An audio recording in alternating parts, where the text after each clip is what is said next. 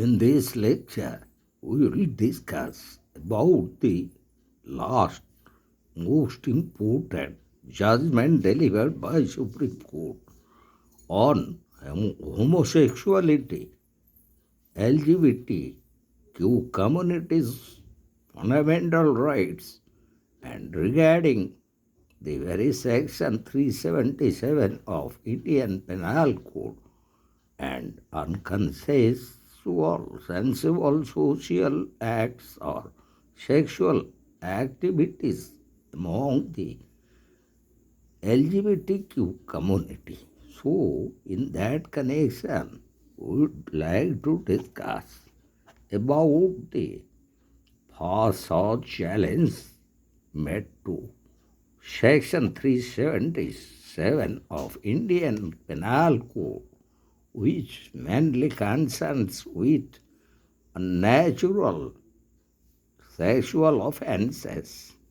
So, in this regard, first we would like to discuss about the Naj Foundation case of 2006. The very judgment was delivered in the year 2009. So, Naj Foundation was actively working regarding HIV prevention and on that basis distributing condoms to homosexuals, and those workers involved were arrested on charge of conspiring to commit an offense. In this way, it was continued to be misused to even punish consensual sexual acts of adults of the same sex. However, on the other side, some organizations that challenge the unconstitutionality of Section 377 in the Supreme Court in the Suresh Kausal case, which already we have discussed in our previous lectures, where they have argued that the decriminalization of homosexuality would be detrimental to the institution of marriage and would involve young people in such homosexual activities. So, here in this present petition filed by Navtej Singh Johar, a Bharatanatyam dancer with Ritu Dalmia as a Kapoor, Aman Nath, and Sunil Mehra, challenging the constitutionality of Section 377 of the Indian Penal Code.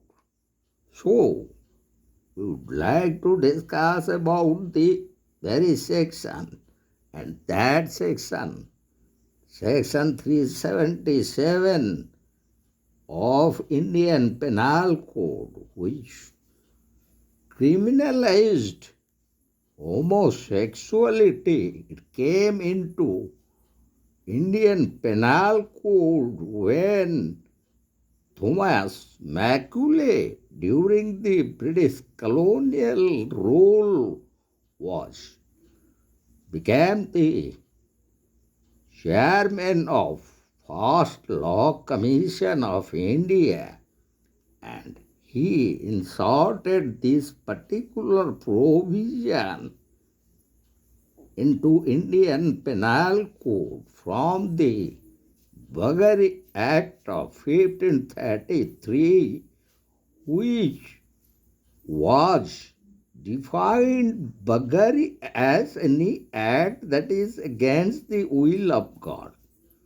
All these unnatural offences under the Bagari Act of 1533 were punishable by death.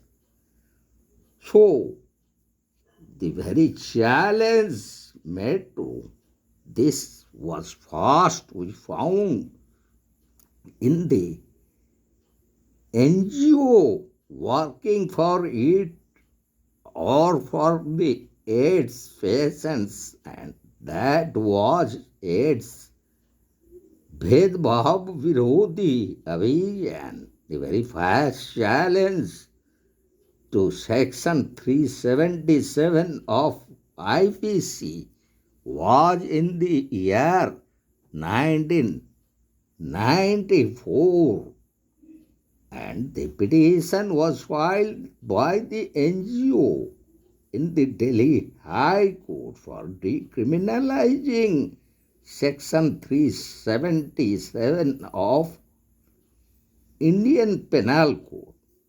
Subsequently, this petition was dismissed in 2001. In response to the same review petition, and then a special petition was filed, which has been discussed in this very judgment. So, the first saw judgment relating to homosexuality and transgenders. The very judgment relating to Nash Foundation versus Government of National Capital Territory of Delhi, that already we have discussed in our previous lecture, which was decided in the year 2009, was relating to decriminalizing Section 377 and questioning the constitutional validity of the very section. And as regarding the very issues raised there, whether Section 377 is valid, whether it is violating right to equality as provided under Article 14 and right to non-discrimination on the grounds of sex as provided under Article 15 of the Constitution, and further, whether Section 377 of Indian Penal Code is also violating the very right to life and personal liberty as it is guaranteed under Article 21 of the Constitution. So on the basis of this, the judgment made it that the Section 377 of the Indian Penal Code is violating the constitutional rights as provided under Article 14, Article 15, and Article 21 of the Constitution.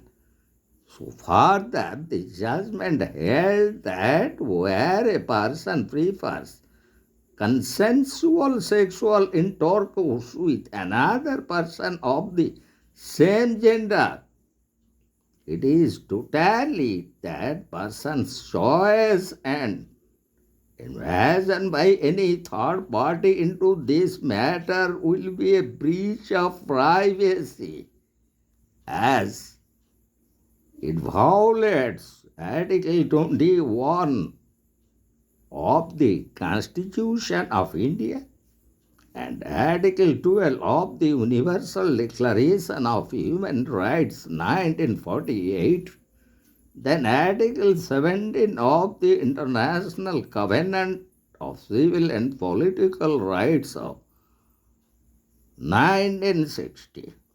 So Section 377 denies another right, the right to live with dignity, as it is provided under Article 21 by criminalizing the identity of a person based on their sexuality.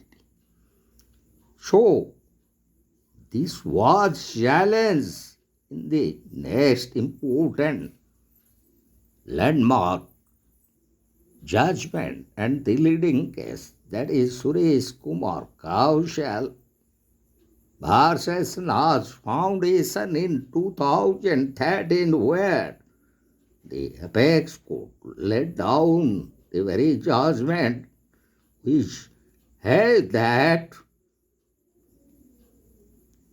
as to declare any law enacted before or after the Constitution of India as void if it violates any of the rights mentioned in Part 3 of the Constitution, as which consists the fundamental rights. So declaring any law as unconstitutional is one of the last options available to the High Court and the Supreme Court. And if any law is declared unconstitutional, then it is the duty of the courts to give an appropriate remedy, that is, in favor of the Constitution. So, as it was held that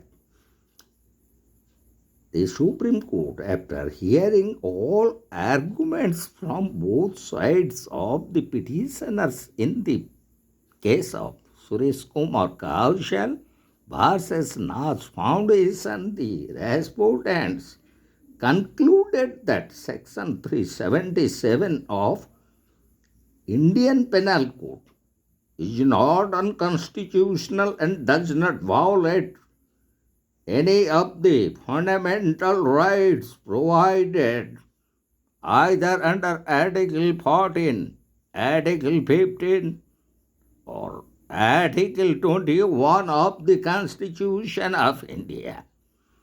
So finally we will come to the present important case, that is relating to Navtej Singh Johar vs. Union of India. The very judgment was delivered in 2018. So the 5-judge bench of the present leading case overruled the judgment delivered in Suresh Kaushal vs. Nas Foundation case and mentioned above by focusing on the very doctrine of progressive realization of rights and holding that the goal of progressive society should always be looking forward. So the very bench, the 5-judge bench which was constituting the then Chief Justice of India, Justice Deepak Mishra, Justice A.M. Khanikar, Justice Rohinton Fali Nariman, Justice Dr. D.Y. Chandrachud, and Justice Indu Malhotra were the very issues raised about the constitutionality of Section 377 of Indian Penal Code. So, the very legal issues that raise whether the very section violates Article 14 and Article 15 of the Indian Constitution for discriminating against individuals on the basis of sexual orientation or gender identity. Further, whether it violates Article 21 of the Constitution of India by penalizing consensual sexual activities or acts between the members of the same gender or community. Further, whether it violates Article 19, Clause 1, Subclause A by criminalizing the gender expression of the whole community. And the petitioners from their side, they made the contention that homosexuality is very natural and not any kind of illness. It is a reflection of personal choice and its criminalization will lead to the violation of Article 21 of the Indian Constitution. And by criminalizing it, it will affect the very dignity and gender identity of an individual. Further, their contention was that non-acceptance of the community by society at large does not mean that any member of that community is an alien, and therefore there is the need for recognition of the fundamental basic rights of the LGBTQ community, which constitutes 7 to 8% of the Indian population. Further, their contention was that Section 377 was a product of the British colonial era, where sexual activities were considered a reproductive process only. This section was the sole reason that the whole community is suffering discrimination and abuse and will continue to suffer if homosexuality is criminalized again. Further, they made the contention that if the section, that is Section 377 of Indian Penal Code, is retained under the IPC without making any change, it would lead to the violation of various fundamental rights as guaranteed under the Constitution of India, like right to freedom of expression, right to privacy, and right to equality. Further, also, their contention was that people who choose intercaste marriages are the same as people who choose a partner of the same sex, as it is their right to choose. Society may disapprove intercaste marriages, but it is the obligation of the court to enforce the constitutional rights of every citizen. So the position of the LGBTQ community is the same. Even though the majority disapproves of them, it is the duty of the court to protect their constitutional and fundamental rights. Further, they argued about that there was no reasonable classification between natural and unnatural sexual act, and even the expression carnal intercourse against the order of nature as used in Section 377 is not defined anywhere. The Section 377 of Indian Penal Code is arbitrary and violates Article 14 of the Constitution of India. Further, Section 377 is also violative of Article 15 as it discriminates on the basis of the sex of their partners, which is prohibited under the very provisions of Article 15 of the Constitution. So, in response to the very contentions of the petitioner, the respondent submitted that decriminalization of Section 377 would destroy the entire family system in India and may corrupt young Indians and would take this as a trade and start using homosexual activities for money. Moreover, individuals indulging in such activities are often more likely to contract HIV and AIDS. Further, they contended that the political, economic, and cultural heritage of our countries where consensual homosexual acts have been decriminalized in very different form, a very diverse country like India. Further, they argued that the fundamental rights are not absolute and decriminalization will leave all the religions practiced in the country as objectionable and will lead to violation of Article 25 of the Indian Constitution, which provides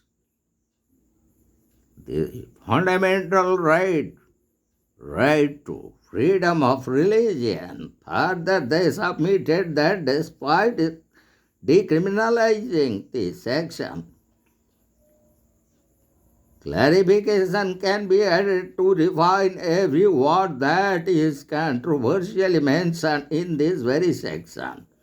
So, their argument and reason behind criminalizing carnal intercourse against nature is to protect citizens from the harmful consequences in order to promote the objectives of the criminal justice system.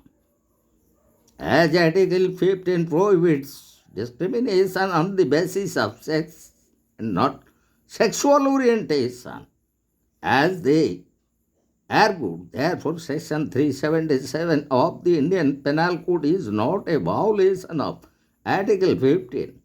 Further, it also not violates Article 14 as the section only mentions a particular offence along with its punishment. So finally, the judgment delivered by the five-judge constitutional bench where the apex court stated that it does not matter how minimum the LGBTQ community or section is, they too have the right to privacy, which includes individual autonomy and sexual orientation. Their choice of partner might be different, but that does not mean they will be punished for it. Section 377 of Indian Penal Code does curtail their human dignity and their personal choice, therefore violating their right to privacy, which is found under Article 21 of Indian Constitution. Further, the bench expressed that the main objective of retaining Section 377 under the IPC is to protect women and children from being abused and harassed by non-consensual carnal intercourse, but consensual carnal intercourse which is performed by the LGBT community is neither injurious to children nor women. Moreover, non-consensual acts have already been referred to as an offence under Section 375 of the Indian Penal Code, which implies that Section 377 is redundant and discriminatory and targets only one section of the society and is therefore violative of Article 14 of the Indian Constitution, rendering it unconstitutional. Further, the bench expressed that our Constitution is liberal and it is not possible that the right of choice will be absolute. Therefore, a few restrictions have been imposed on this right as well. As, however, the right to choose a partner for sexual relationship is completely a matter of personal choice which cannot be restricted.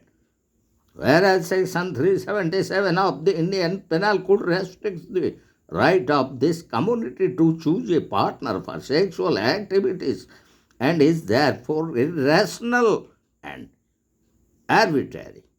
Further, the apex judiciary, the bench, held that public order, decency and morality are the grounds which can impose reasonable restrictions on the fundamental rights as provided under Article 19, Clause 1, Subclause A.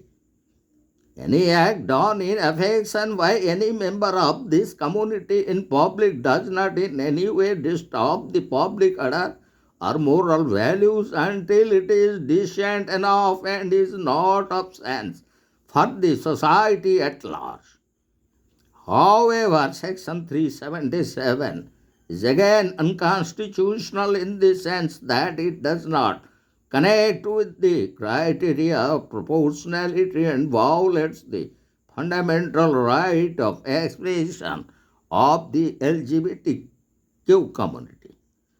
So the Supreme Court bench consisting the five senior-most judges and presided the bench by the then Chief Justice of India, Justice Deepak Misra, declared that Section 377 is unconstitutional to some extent as it violates Article 14, Article 15, Article 19 and Article 21 of the Indian Constitution and therefore overruled the judgment given in Suresh Kaushal vs. Nas Foundation in the year 2014 by the same court.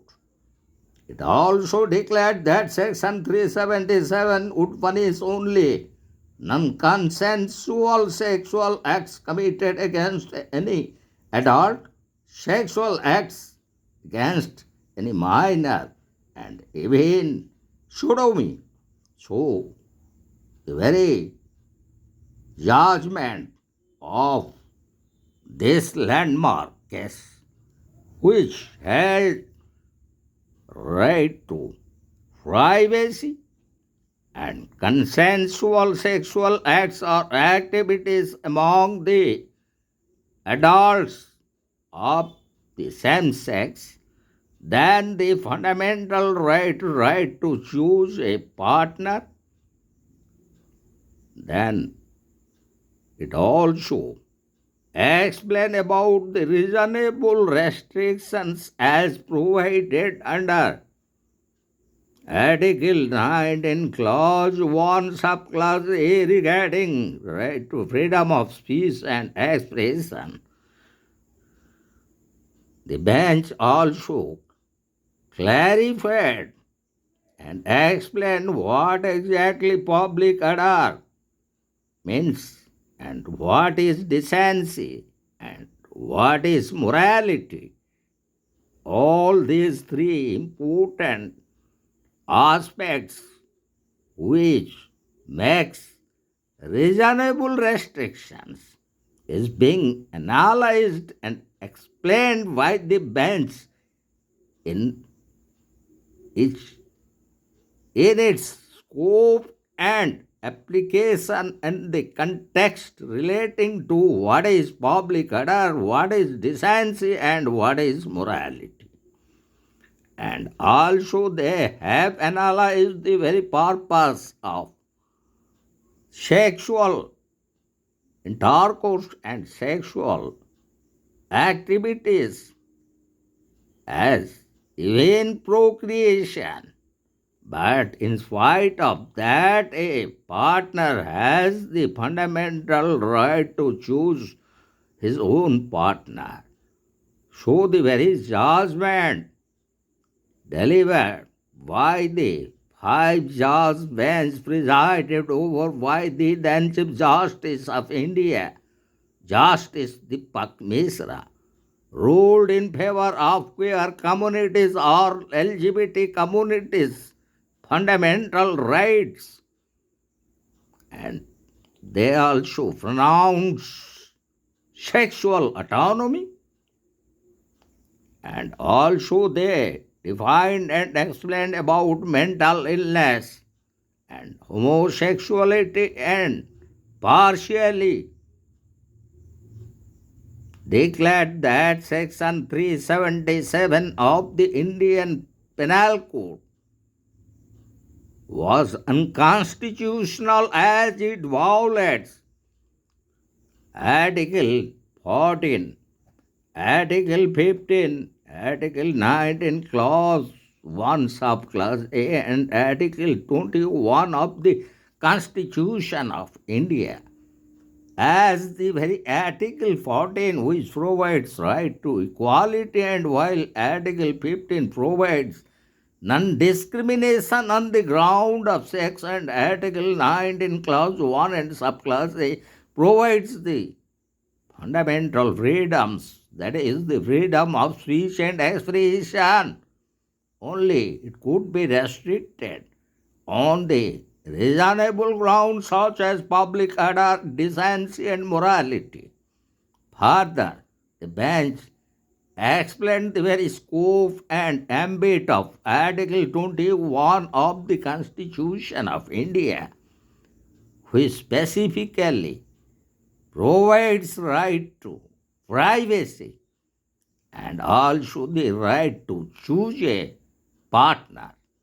So, here why we complete the most important landmark judgment went in favor of the LGBTQ community, which consists the lesbians, gays, bisexuals, transgenders, and the queer communities.